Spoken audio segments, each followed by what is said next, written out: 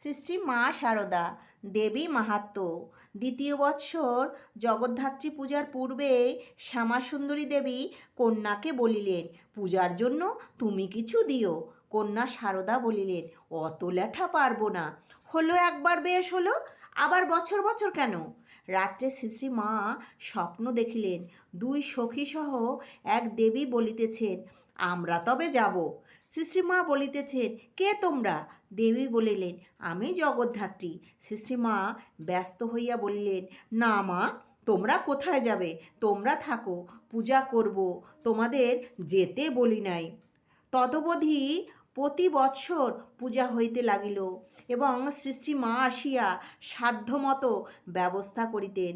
জগদ্ধাত্রী পূজা করিবার পর হইতে শ্যামাসুন্দরীর সংসারের অভাব অনেকটা কাটিয়া যায়। জয় ঠাকুর, জয় মা, জয় স্বামী।